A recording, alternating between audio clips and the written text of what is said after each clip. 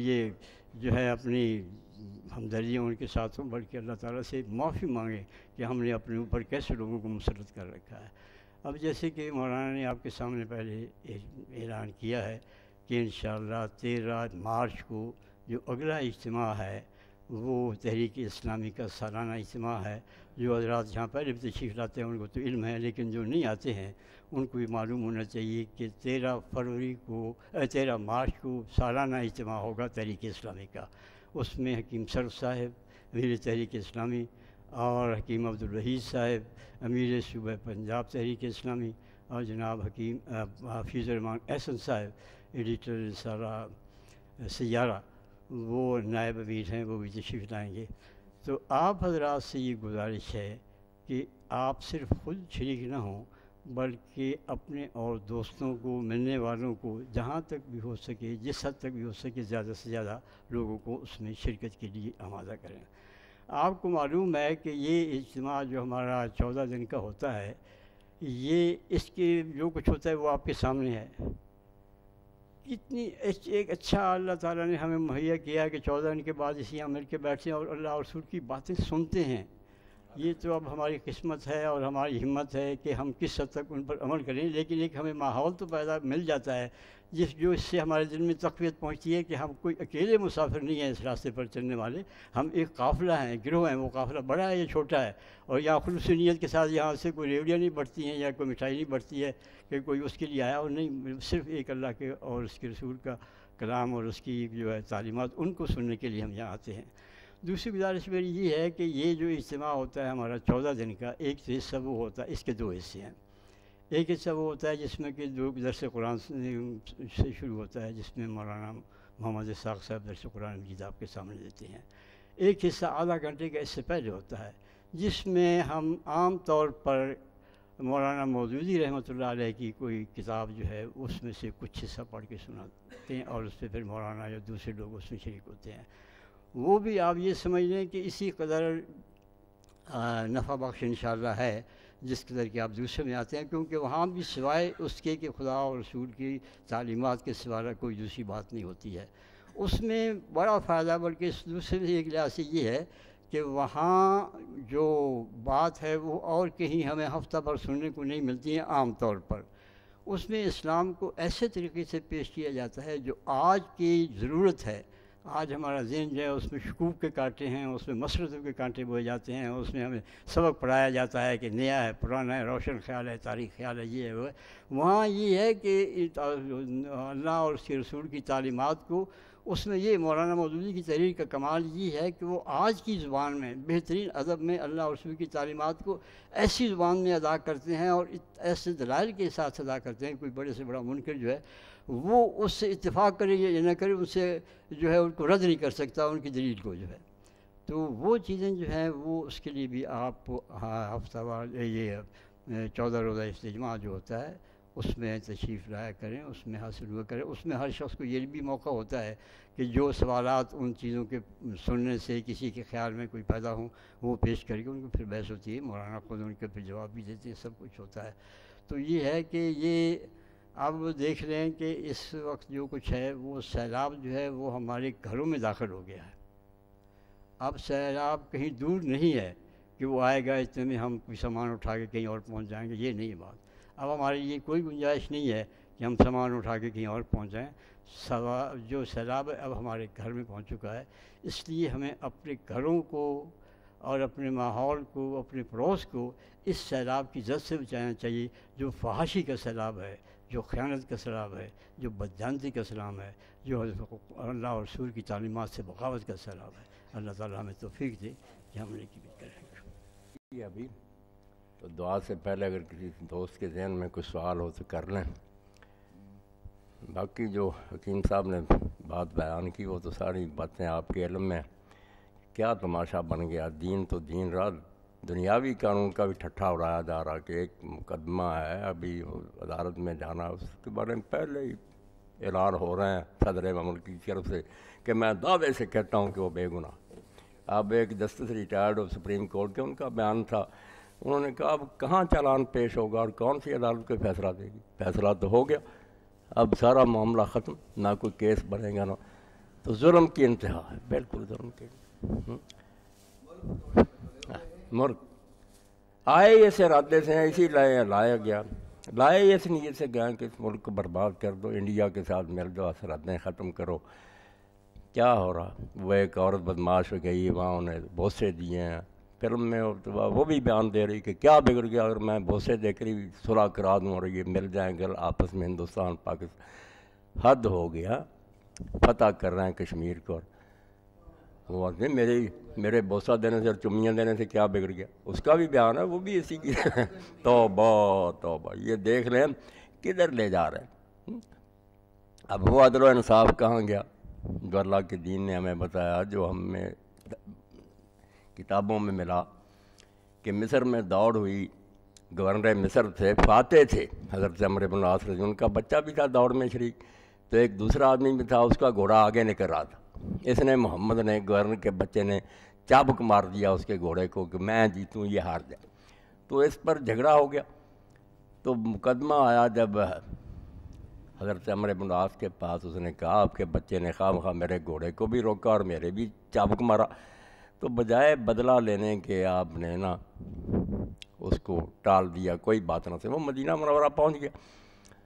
حضرت عمر رضی کو جا کر بات بتائی کہ دوڑ میں ہم شریک تھے، اس کا گھوڑا ہار رہا تھا، میرے گھوڑے کو چابک مار کر اس کے پیچھے کیا اور ساتھ مجھے بھی چابک مارے، تو کوئی فریاد نہیں سنی۔ آپ نے بھیج دیا قاصد کہ عمر کو بھی لے آؤ، فاتح مصر اور اتنے بڑے صحابی بیٹا بھی لے آؤ۔ جب پیش ہوئے تو آپ نے فرمایا یہ ایسا سنا میں نے، تم نے سزا دینے کی بجائے اس کو ٹال دیا، اور ساتھ ہی یہ بات کہی، حکیم صاحب نے بہت اچھی بات بیان کی رسول اللہ کی، کہ آپ نے جنت کی جوان عورتوں کی سردار آپ کی لفظ فرمایا فاطمہ نے چوری کی ہوتی میں اس کا ہاتھ کاٹ دیتا، تم اس فاطمہ مخزومیہ کو رو رہے۔ تو حضرت عمر رضی نے یہ بات کی سنہری حرفوں میں لکھنے کی قابل کہ متا تعبدون وولدتہم امہاتہم احرارا، ماؤں نے ان کو آزاد جنا تھا لوگوں کو، تم نے کب سے ان کو اپنا غلام بنا لیا کہ یہ تمہارے غلام پیدا ہوئے؟ ان کی ماؤں نے جب جنا تھا تو تمہاری غلامی کا ٹھپا لگوا کر آئے ہیں کہ تمہارے غلام ہے یہ، انصاف کیوں نہیں کیا؟ کہا چابک لے، چابک دیا اور کہا اس محمد کے سر پر مارو بیٹے کے، ہاں، اور ساتھ ہی یہ کہو کہ لے، جب اس نے چابک مارا تھا تو کہا تجھے پتہ ہے میں گورنر مصر کا بیٹا ہوں، چابک مارو اور ساتھ ہی کہو کہ لے ہوئے گورنر مصر کے بیٹے، سر پر ٹھوک، اور بعد میں کہا یہ عمر بیٹھا اس کے سر پر ہی مار۔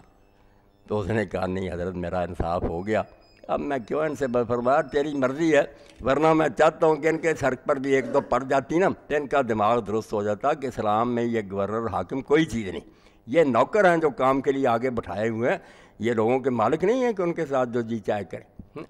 جس امت کو یہ ورثہ ملا، یہ جائیداد ملی، اب اس سے محروم کر کے ایسی وادیوں میں لے جا رہے ہیں کہ چلو تم کمبختو عمل نہیں کر سکتے، اس کو برباد کرنے پر کیوں تلے؟ یہ میراث قائم تو رہنے دو، کبھی کوئی آئے گا اللہ کا بندہ تو یہ احساس ہوں گے، لوگوں کے خیال تو رہے، عقائد اور نظریات بدل رہے۔ اور وہ بات نے فرمائی نا، ان کی ہمیشہ سے یہی کفار کی عادت ہے جو بے دین ہے نا، اساطیر الاولین، کہ یہ تو پرانی باتیں ہیں، افسودہ ہیں، روشن خیال بنو، جدت پسند بنو، انبیاء کی تعلیم کو کہتے ہیں یہ پرانے افسانے۔ بھائی پرانی ہونے سے کوئی بات غلط ہو جاتی، اگر کہا جائے کہ سچ بولنا ٹھیک ہے، آدم علیہ السلام سے شروع کیا ہے اس بات کو قیامت تک یہ ٹھیک ہی رہے گی۔ اگر ہم کہتے ہیں کہ آگ گرم ہے پانی ٹھنڈا تو یہ چیزیں بدل جائیں گی۔ زمانہ ایک، حیات ایک، کائنات بھی ایک، حدیث بے خبراں، قصہ قدیم و جدید۔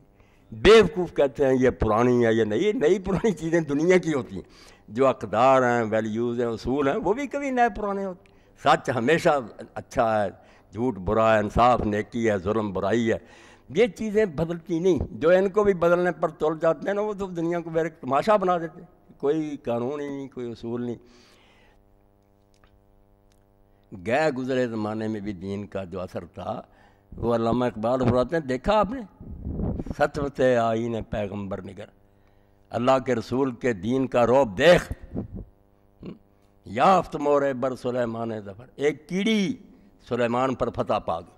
مقدمہ ایک طرف حضرت سلیمان سمجھ لو، ایک طرف چونٹی۔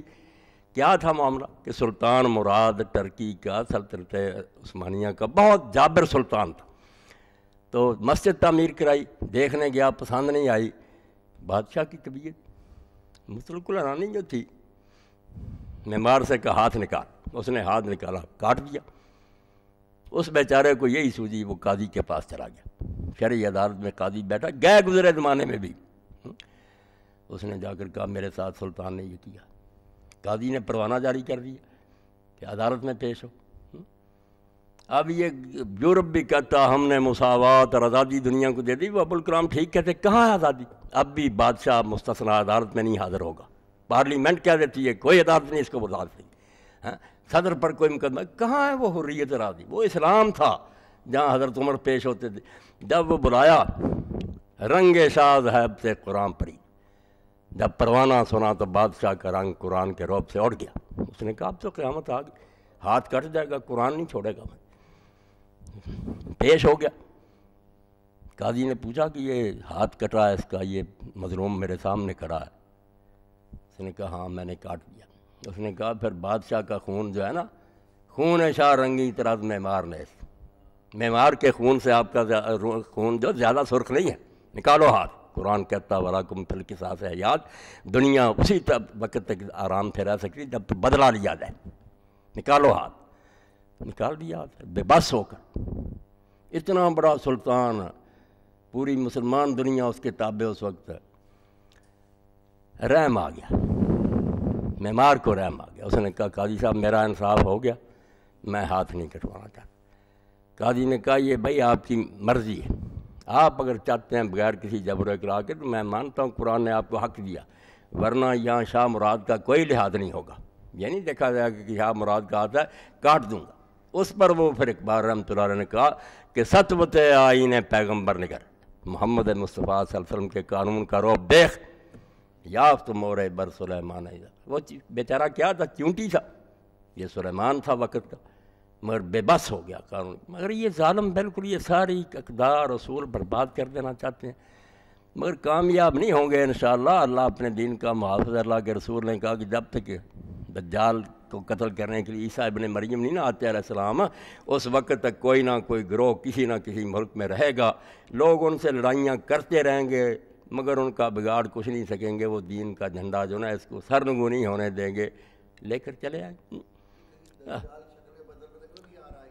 بالکل تیاری تو اس کے لیے، مگر آپ بے فکر ہیں اس کا قاتل بھی آ جائے گا، اللہ وقت پر نا عیسیٰ علیہ السلام کو بھی نازل کرے گا، امت کو بھی توفیق دے دے گا، ہمیں بھی ایک لیڈر مل جائے گا جو پہلے ہی میدان کر دے گا ہمارا امام المہدی، اسٹیج ٹھیک ہو جائے گا، وہ آ جائیں، کام تو ہوگا، مگر ہمیں بہرحال اس وقت تک جو ہمارے بس میں وہ تو کرنا ہی چاہیے۔ ہم سو جائیں تو پھر تو یہ لٹیرے سب کو لوٹ کر لے جائیں۔ اللہ مدد کرے گا، بالکل اللہ تعالیٰ ان کو پکڑے گا، بڑے بڑوں کو اس نے پکڑا، چھوڑے گا نہیں۔ مگر وہ کوثر، اب اللہ تعالیٰ اسے بھی معاف کرے، نیازی مرحوم، اس نے کچھ اشعار لکھے تھے جب وہ جماعت میں تھا، تو اس وقت چلا گیا نا، شادی ہوئی تھی مولانا رحمۃ اللہ علیہ کی وجہ سے ہوئی تھی، تو پہلی عید ہی جیل میں آئی، تو پھر اس نے زرِ گل تو اس کا دیباچہ مولانا اسرائیل صاحب نے لکھا تھا کہ بھائی مجھے شاعری سے دلچسپی نہیں، مگر اس کے شعر تو بالکل ایسے ہی جیسے میرے اپنے دل کی واردات، بولتا تو اچھا تھا، لکھتا بھی۔ تو اس نے یہ بات کہی تھی، عروس دہر سنا ہے کہ چند دیوانے، زمانے کو مخاطب کر کے کیا ہے، زمانے کی دلہن، زمانے کو دلہن کا نا، عروس دہر سنا ہے کہ چند دیوانے، لہو کے عطر سے گیسو تیرے سنوار آئے۔ کچھ دیوانے نکلتے رہے جن کو لوگ سمجھاتے رہے کہ مر جاؤ گے، کیا لوگ ہیں تم، حالات خراب ہیں، کوئی تمہارا ساتھی نہیں، مگر وہ دیوانے جو تھے نا، لہو کے عطر سے اپنا خون دیا اور وہی عطر بن گیا زمانے کا، پھر دین بچا رہا۔ عروس دہر سنا ہے کہ چند دیوانے، لہو کے عطر سے گیسو تیرے سوار آئے، حیات خضر بھی ہو ان کے عوض نہیں منظور۔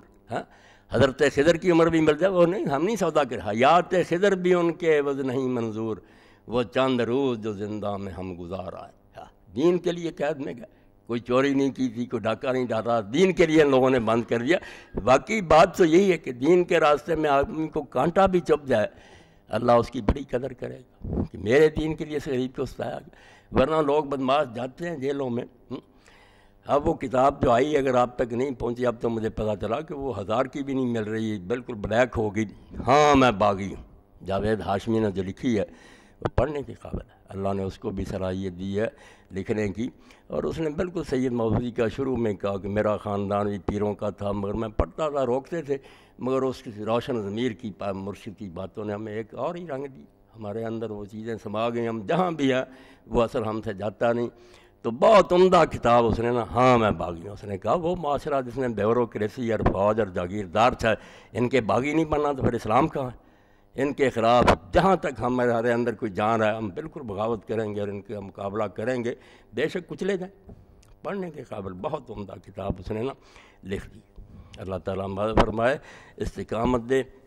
ایک بات اس میں جو اس نے لکھی نا ذرا ایمان تازہ کرنے کے لیے، وہ کہتا بھٹو اور کھار جو تھا ان کے بارے میں سب کچھ ہم جانتے تھے، ہم ہی گورنر ہاؤس کے دروازے توڑ کر اندر چلے گئے تھے جب 2 یا 3 بچیاں حرام زادوں نے وہاں اغوا کر لی تھی، تو یہ کانپ گیا پھر بھٹو کے ہیں دروازے توڑ کر، سب لکھا۔ مگر ایک بات اس نے کہی کہ میں گیا بیت اللہ شریف کا دروازہ کھلا اور ہمیں بھی موقع ملا، تو وہاں میرے ساتھ مصطفیٰ صادق بھی تھے، تو انہوں نے یہ بات مجھے بتائی جس سے میں نے اپنا دل اس کی طرف سے صاف کر لی کہ وہ جو بھی تھا، مگر یہ بات اس نے یار مسلمان کے بچے نے بڑی کہی، اور کوئی پتہ نہیں کس نیکی کو اللہ قبول کر لے کہ وہ کہتے ہیں مصطفیٰ اس کے وفد کے ساتھ بھی تھے بھٹو کے، کہ جب یہ بتایا گیا نا کہ یہ جگہ جو ہے نا بیت اللہ میں یہاں حضور نے نماز پڑھی تھی، وہ الگ ہے نا نشان اندر دیا ہوا کہ یہاں حضور پاک نے نماز پڑھی تھی جب داخل ہوا، تو وہیں قریب کھڑا تھا، تو وہ کہتا کہ بالکل جیسے بجلی کا کرنٹ ہوتا نا اس طرح ہوا، اور اس نے پیچھے ہٹ کر کہا کہ توبہ توبہ میری مجال ہے کہ جہاں اللہ کے رسول نے قدم رکھے تھے میں رکھوں،